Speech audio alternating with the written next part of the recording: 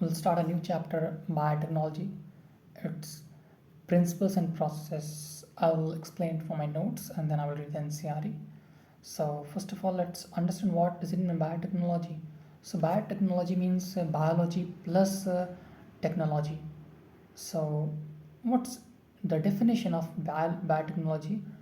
It is that in this हम क्या करते हैं कि लिविंग ऑर्गेनिजम्स को यूज़ करते हैं और या तो उनके कंपोनेंट्स को यूज़ करते हैं, कंपोनेंट्स बोले तो उनके पार्ट्स या उनके सेल्स या मॉलिक्यूल्स, और कुछ प्रोडक्ट्स हम बनाते हैं जो कि हमारे ह्यूमन वेलफेयर के लिए होते हैं।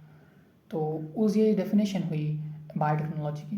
तो इसमें दो टाइप्स की बायोटेक्नोलॉजी होते हैं, एक ओल्ड है, ट्रेडिशनल है, और जो कि न्यू है, मॉडर्न है।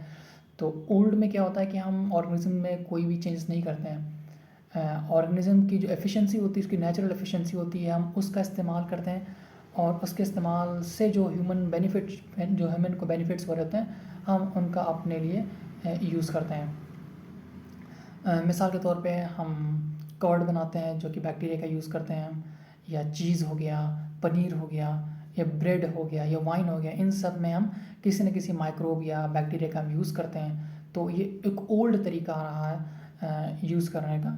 सो in this natural efficiency of organisms are use to produce use products for humans. So ये हमारा ओल्ड ट्रेडिशनल मेथड्स। एक न्यू जो मॉडर्न मेथड्स में हम ऑर्गेनिज्म के अंदर चेंजेस करते हैं और वो उसके चेंज हम जेनेटिकली मॉडिफाइड ऑर्गेनिज्म बनाते हैं उनके जीन्स वगैरह में चेंजेस करके।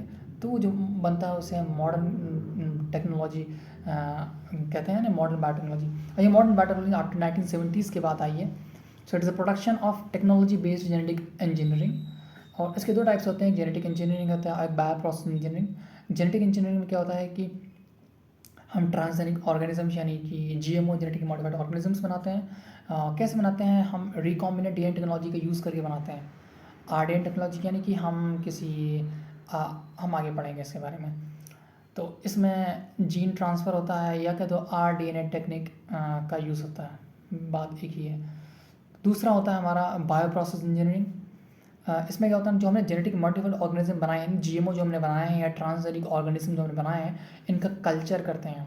तो ये हमारा आता है बायो प्रोसेस इंजीनियरिंग में। और ताकि हम लार्ज स्केल पे इसका कल्चर कर सकें, ताकि हम अपने जो प्रोडक्ट्स यूज़फुल जो ह्यूमंस के लिए हैं उनको बनाने के लिए हम ताकि लार्ज से लार्ज अमाउंट में इसका प्रोडक्शन करें, ताकि हमारा जो प्रोडक्ट फाइनल आएगा ताकि वो लार्ज अमाउंट में हो सके। जैसे कि हम मेडिसिन वगैरह बनाना, कोई एंजाइम का बनाना, या प्रोटीन बनाना, या एंटीबायोटिक्स बनाना, या वैक्सीन्स वगैरह बनाना, जो कि फूड वगैरह कोई हो, वो सब ये बायो प्रोसेस इंजीनियरिंग में आएगा। बट ये सारा प्रोसेस होगा कैसे? तो इसको एक नटशेल में लेते हैं हम, कि एक ऑर्गेनिज्म लेंगे, उस ऑर्गेनिज्म का एक सेल निकालेंगे, और उस सेल में से हम एक डीएनए निकालेंगे, उस डीएनए में से हमारा डिज़ायर्ड जीन निकालेंगे। वैसे डीएनए में से डिज़ायर्ड जीन निकालेंगे कैसे हम?